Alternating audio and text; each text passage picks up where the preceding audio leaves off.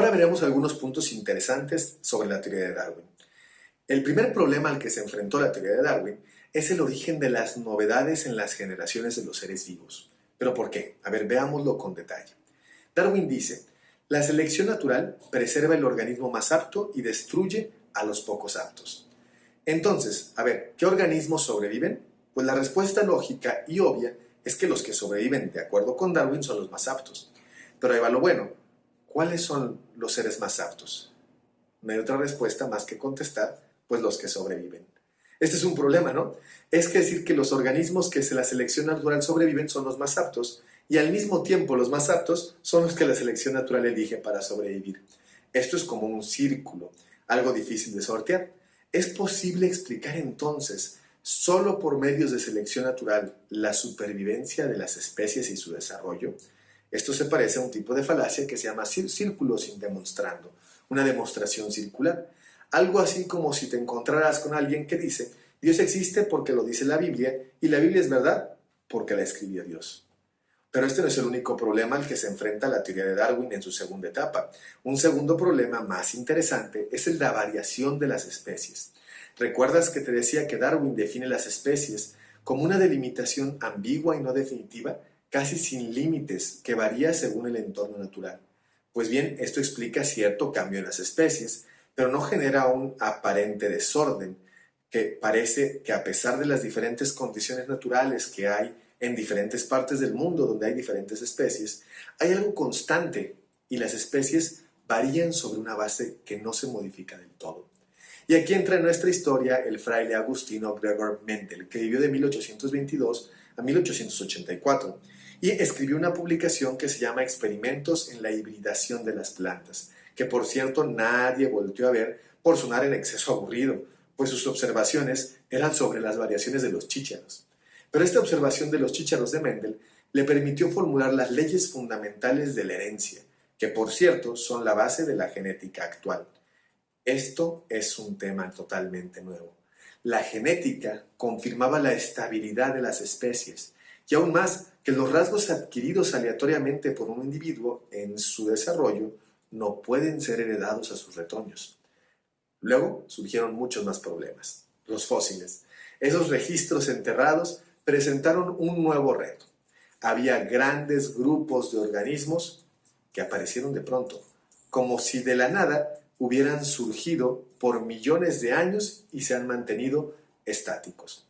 Esto contradecía la idea del desarrollo gradual, que era una de las bases fundamentales del darwinismo. El darwinismo enfrentaba una fuerte crítica en esos años desde la ciencia, pero en la cultura masiva popular, los ratings de la idea de Darwin seguían creciendo.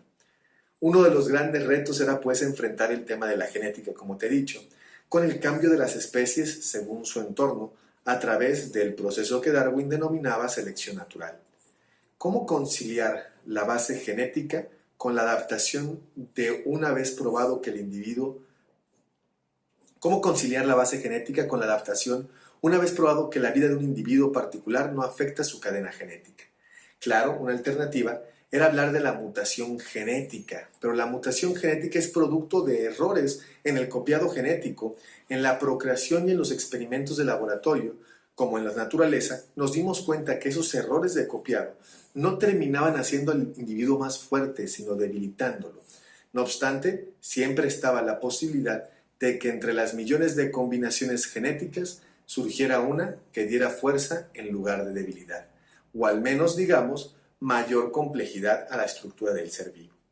De ahí que casi todo el debate, desde la teoría de la evolución hasta nuestros días, se centra en lo que se llama el azar. Y esto específicamente en lo que el azar puede hacer por la vida orgánica. ¿Puede el azar llevar a cambio estructuras biológicas inconcebiblemente complejas? Los neodarwinianos creen que sí. Por eso, George Gaylord, sí, el nombre existe y no solamente en la película, decía, y esta es una cita textual, el hombre es resultado de un proceso natural sin propósito que nunca lo tuvo en mente. Por su parte, Fred Hoyle hizo un cálculo que metía en conflicto el pensamiento neodarwiniano, pues calculaba la probabilidad de la ocurrencia al azar para que se generaran las enzimas necesarias para producir una sola ameba. Es 1 en 1.040.000. Compara con la probabilidad de obtener un átomo del universo de 1 en 10 a la 80, es decir, 10 con 80 ceros. Al aplicar esto al origen, este no es solo un tema de la ameba, sino del universo. Todo se complica, pues calculamos la probabilidad de que algo exista a partir de lo que no existe. Ciertamente el cálculo toma variables infinitas para generar una sola célula, por lo que ningún cálculo puede ayudar a que la probabilidad del surgimiento de la vida se acerque al menos parcialmente.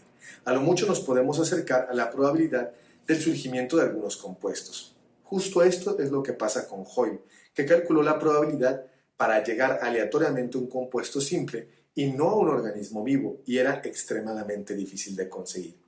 Piensa que para un solo compuesto, para formar una enzima, más o menos es como ganar la lotería en comparación 2 veces a la semana, atinando los números exactos durante 60 años de manera ininterrumpida, multiplicado por un millón de veces más.